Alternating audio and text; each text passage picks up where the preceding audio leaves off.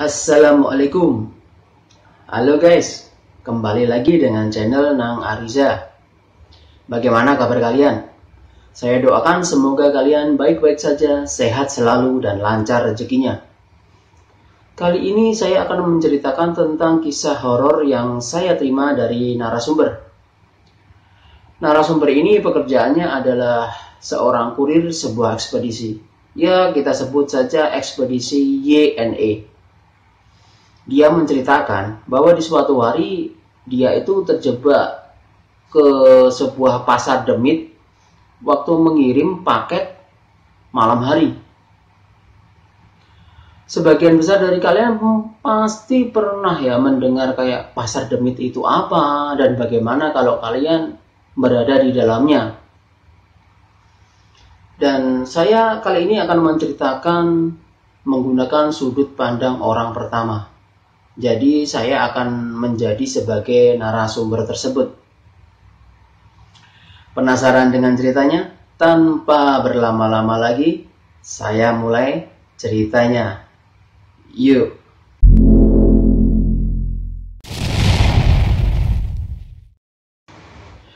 Saat itu bulan Mei tahun 2020.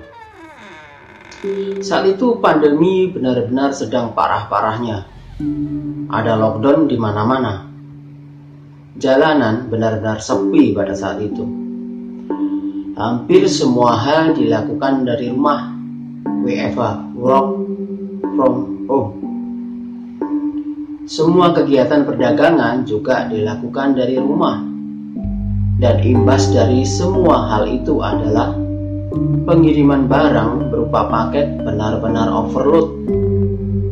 Bahkan pernah dalam sehari, sub gudang kami kedatangan paket sebanyak 7.000 paket. Wow. Aku sebagai kurir sebenarnya juga ikut senang karena aku bisa mendapatkan bonus insentif tambahan jika mengirimkan paket dalam jumlah tertentu dalam satu hari. Aku ingat pada hari itu aku harus handle 2 daerah sekaligus. Karena temanku, Mas Heri, yang seharusnya mengantar ke daerah, ya sebut saja daerah A, tiba-tiba izin tidak masuk karena sakit. Emang sudah aturan dari perusahaan, kalau ada kurir yang izin tidak masuk, maka bagiannya akan dilimpahkan ke 2 kurir lainnya yang wilayahnya berdekatan. Nah, kebetulan wilayah A tersebut di samping wilayah yang aku handle. Jadi, otomatis aku kebagian paket di wilayah A tersebut. Setelah mendapatkan kabar tersebut, aku langsung berinisiatif besok akan berangkat lebih pagi. Ya, singkat cerita, sudah pagi, aku harus sarapan dulu biar tidak masuk angin tentunya. Setelah mengelompokkan paket sesuai dengan rute perjalanan seperti hari-hari biasanya, akhirnya aku memutuskan hari itu harus melakukan 3 kali pengiriman sekali jalan. Dan sudah dipastikan kalau pengiriman yang ketiga pasti selesainya pada malam hari. Ya, pengiriman paket pun akhirnya aku mulai. Dan karena harus mengantarkan 3 kali jalan, maka aku sedikit agak kurang ramah kepada penerima paket. Biasanya aku masih menyempatkan senyum ataupun sekedar bertegur sapa dengan penerima paket. Tapi tidak dengan hari ini. Karena dikejar waktu dan mengharuskan harus segera langsung datang, serah paket, foto, dan langsung pergi. Tanpa basa-basi seperti biasanya. Dengan kegesitan seperti itu, tak terasa pengiriman ketiga, yaitu pengiriman ke wilayah A, akhirnya bisa aku mulai. Dan baru saja mau berangkat, azan maghrib sudah berkumandang. Pada saat itu Aku sedikit menggerutu dalam hati. Asem. Sudah gak istirahat, masih harus mengantar malam-malam lagi. Benar-benar apes. Pengiriman ke wilayah A ini benar-benar memakan waktu lama. Karena aku tidak begitu hafal dengan medannya, sehingga membuat aku harus sering menghubungi penerima paket untuk meminta arahan ke alamatnya, atau sesekali meminta Sherlock. Dan sialnya lagi, setelah semua paket kuantarkan, ada satu paket yang tempat penerimanya itu benar-benar masuk ke pelosok desa. Sambil istirahat, aku menyempatkan untuk sholat maghrib dulu, mumpung masih ada waktunya. Nah, setelah sholat maghrib, aku langsung menghubungi penerima paket tersebut via WA. Ya, sebut saja namanya Pak Joko. Aku angkat telepon. Selamat malam, Pak. Benar dengan Pak Joko dengan alamat desa A. Saya Anton, kurir ekspedisi YNE. Sekarang perjalanan ke alamat Bapak. Bisa dibantu untuk Sherlock? Terima kasih. Nah, setelah mengirim pesan suara tersebut, aku langsung meluncur ke daerah tersebut. Ya, sambil menunggu balasan dari voice WA tadi. Semoga saja Pak Joko langsung menerimanya dan membalas Sherlock. Ya, akhirnya saya melihat ada voice juga. Oh iya mas, kok malam ngirimnya? Nanti langsung saya Sherlock setelah ini. Nah, jika sampean kalau sudah sampai pertigaan desa, hubungi saya lagi, biar saya ambil di sana saja paketnya. Nah, untunglah ketemu dengan penerima yang baik hati. Setelah mendapatkan Sherlock, aku langsung sedikit menambah kecepatan motorku. Karena biasanya kalau masuk ke pelosok desa, pasti di sana kurang penerangan. Dan sinyal kadang-kadang hilang begitu saja. Kalau pakai GPS kan bisa repot. Kalau masih belum terlalu malam, aku mungkin masih bisa tanya orang-orang di jalan. Soalnya, kalau kemalaman di desa, biasanya di jalan itu tidak ada orang. Nanti aku bisa repot sendiri kalau GPS mati, tidak bisa tanya orang, kan repot. Setelah melaju motor sekitar 15 menitan, akhirnya aku mulai memasuki jalan yang kanan kirinya hutan. Benar saja, seperti yang diperkirakan, akhirnya tempat ini sinyal GPS hilang guys. Tapi aku ingat bahwa di GPS terakhir tadi kalau tidak salah, tinggal lurus saja sekitar 6 km. Tapi untuk jaga-jaga agar tidak tersesat, sesekali aku berhenti dan bertanya kepada orang yang lagi ada di jalan. Mereka kebanyakan berkata, lurus saja mas. Setelah melewati desa depan, mas akan sampai di pertigaan. Nah, itu pertigaan yang dikatakan Pak Joko tadi. Sudah 2 desa aku lewati, dan ada satu persawahan juga yang lumayan luas. Dari sini aku merasa sedikit aneh, karena bapak yang di jalan tadi kan bilang, setelah melewati desa akan ada pertigaan. Lah, ini aku sudah melewati 2 desa, bahkan ada satu persawahan juga, tapi tidak melihat ada pertigaan sama sekali. Dan yang lebih anehnya, desa yang terakhir sebelum persawahan itu kelihatan sepi banget. Bahkan rumah-rumahnya seperti tidak ada penerangan lampu sama sekali. Sebenarnya aku sudah mau nyerah dan berpikir untuk tak antar besok pagi aja deh.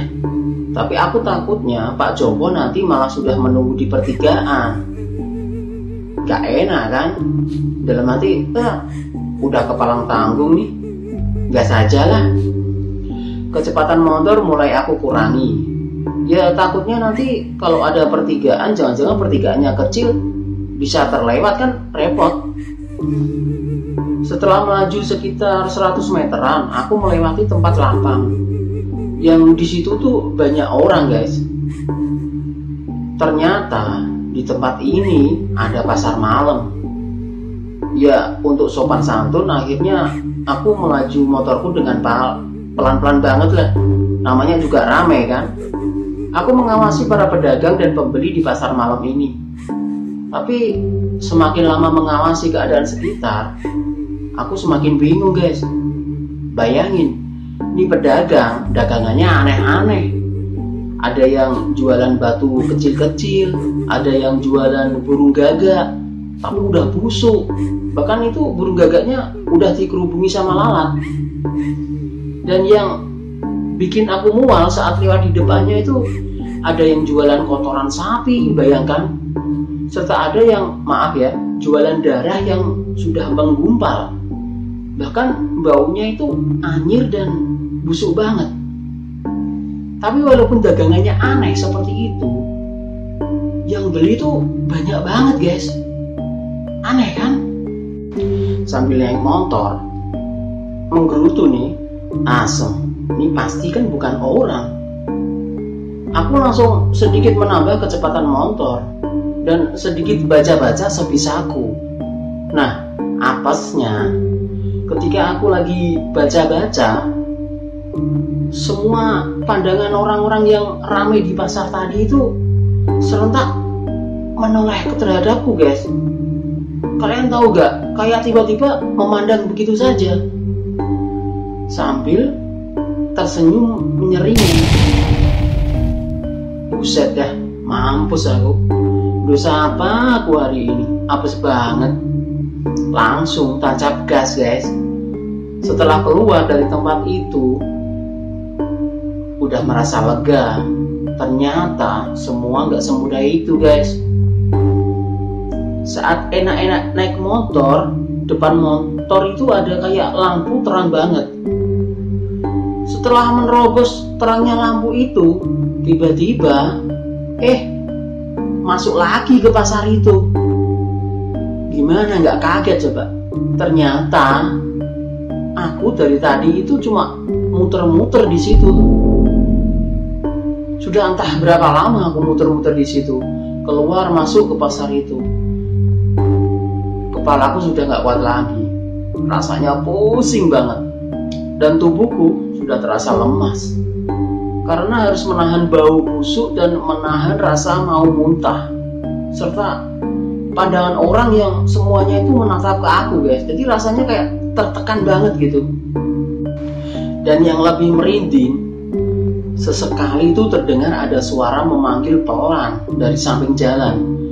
Mas, aku mau ikut. Gimana coba?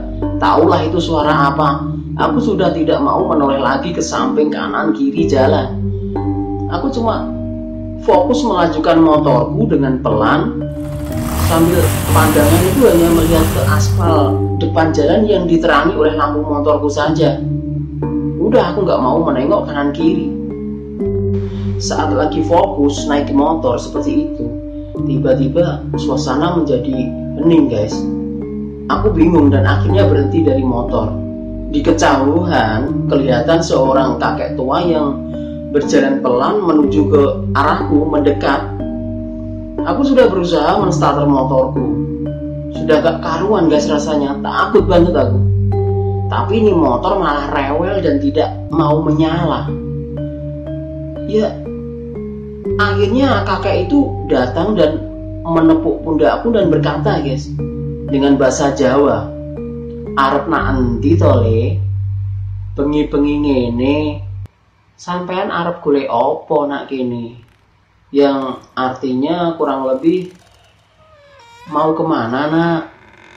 Malam-malam kamu mau cari apa di sini?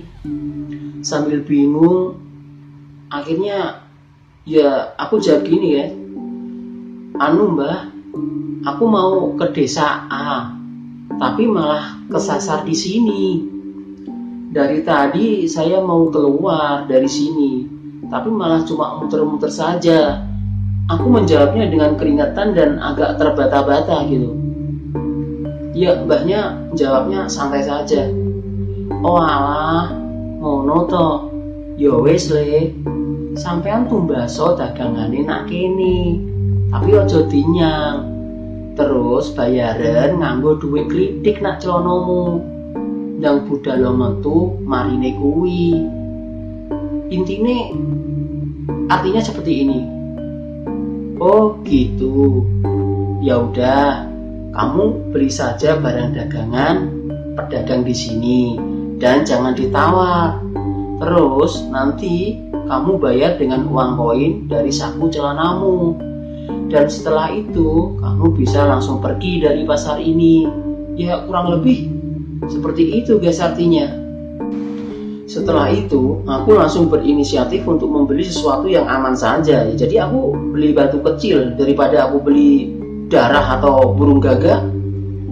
Ya setelah itu aku ganti dengan uang koin yang aku ambil dengan begitu saja dari saku celana. Aku tidak menghitung berapa uang koin yang aku serahkan. Setelah itu aku langsung menstarter motorku. Dan anehnya motorku saat ini sudah tidak macet lagi ya. Aku langsung membawa motorku keluar dari tempat itu.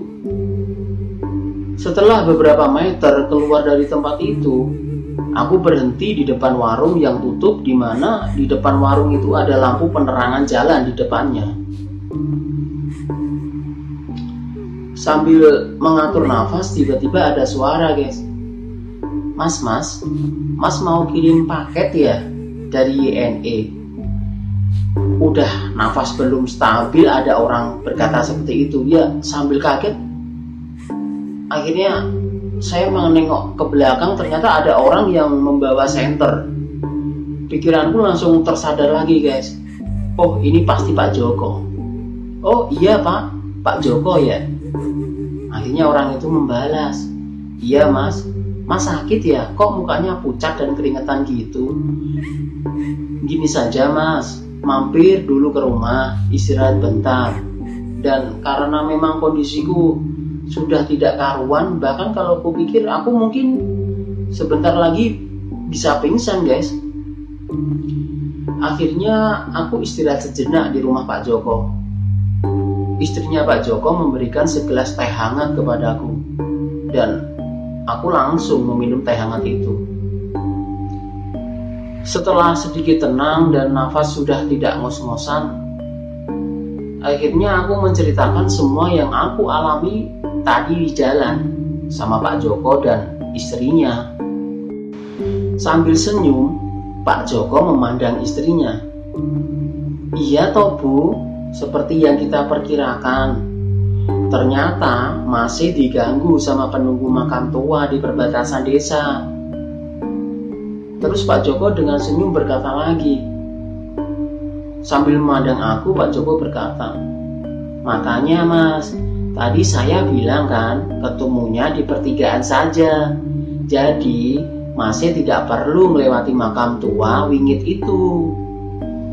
Ternyata di perbatasan desa itu ada sebuah makam tua yang terbengkalai dan kelihatan tidak terawat, sehingga membuat penunggunya sering mengganggu orang luar dari desa yang kebetulan melewati tempat tersebut.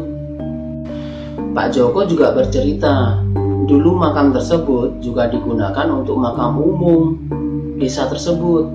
Tapi setelah ada tanah wakaf yang baru, maka makam tersebut mulai tidak digunakan. Dan warga desa paling-paling sebulan sekali kerja bakti untuk membersihkannya dengan ala kadarnya. Dan yang paling mengagetkan, Pak Joko bercerita bahwa kejadian yang aku alami ini kemarin lusa juga ada yang mengalami. Seorang kurir ditemukan pingsan di pinggir jalan. Dan setelah ditanya, dia menjawab kalau dia juga masuk ke sebuah pasar malam seperti aku itu. Tapi dia versinya tidak seperti aku. Dia cerita kalau pasarnya itu seperti pasar normal. Barang dagangannya juga seperti pasar normal. Ada sayur, ada buah, macam-macam. Bahkan ada pernak-pernik lainnya. Tapi anehnya, harganya itu murah banget. Dan mendapati harga murah itu, akhirnya kurir tersebut langsung memutuskan untuk membeli vas bunga dari keramik dengan harga cuma 2000 perak guys. Nah, setelah itu kejadiannya makin aneh. Setelah dimasukkan ke kantong plastik, si kurir ini langsung pergi dari tempat itu. Nah, makin lama dia meninggalkan tempat itu, makin tercium bau busuk dari kantong tersebut. Setelah dibuka, katanya kantong plastik tersebut isinya berubah menjadi sepotong kepala penuh darah dengan mata melonjak ke arahnya. Nah, seketika itu dia langsung pingsan. Kata Pak Joko kalau tidak salah nama kurir tersebut adalah Harry. Nah, berarti kan temen kurirku yang saat ini lagi izin sakit kan guys? Aku terdiam setelah mendengar itu. Ternyata Mas Heri sakit karena sawan gara-gara ketemu Pasar Demit. Pak Joko tiba-tiba berkata lagi, memecah lamunanku. Bahkan tidak jarang mas, orang lewat yang tiba-tiba di jok belakangnya diboncengi oleh sesosok wanita. Bahkan ada juga ojek yang mengantar orang dan berhenti di depan makam. Setelah itu orangnya hilang begitu saja. Nah, setelah mendengar hal tersebut, malam itu aku merasa takut untuk melewati desa A. Sebelum sempat meminta tolong dan berkata apa-apa ke Pak Joko, ternyata Pak Joko menawarkan untuk mengantarku keluar dari desa sampai ke pertigaan. Jadi setelah melewati makam tersebut, ya, singkat cerita, aku sudah sampai di pertigaan dengan Pak Joko. Terima kasih ya Pak, sudah mengantar sampai pertigaan. Aku pamit kepada Pak Joko. Oh iya Mas, sama-sama. Bapak pesen sama sampean dan teman-temannya. Saat mengantar paket ke desa kami, kalau bisa jangan sampai lewat jam 5 sore. Itu pesan Pak Joko kepada aku dan teman-teman kurir lainnya. Setelah basa-basi dengan Pak Joko di pertigaan tersebut, aku akhirnya kembali ke gudang ekspedisi dan alhamdulillah tidak mengalami gangguan yang aneh-aneh lagi sampai ke tempat ekspedisi aku bekerja. Singkat cerita, besok paginya aku menceritakan semua pengalamanku tadi malam saat apel pagi. Dan Mas Heri udah masuk kerja dan membenarkan serta menguatkan ceritaku tadi. Akhirnya untuk pengiriman ke wilayah A harus dikirimkan terlebih dahulu untuk menghindari pengiriman paket sampai di atas jam 5 sore. Sampai saat ini pun sebenarnya aku masih bingung dan bertanya-tanya guys. Sebenarnya dosa apa aku kemarin sampai-sampai mengalami pengalaman seperti itu, sampai terjebak di Pasar Demit. Tapi alhamdulillah guys, sampai saat ini aku sudah tidak pernah mengalami hal-hal aneh saat mengirimkan paket, walaupun aku ngirimnya di malam hari. Nah, bagaimana guys menurut kalian tentang cerita horor pengalaman kurir di Pasar Demit ini? Apa kalian pernah mempunyai pengalaman seperti kurir ini? Mungkin sebagai ojol atau ekspedisi lain?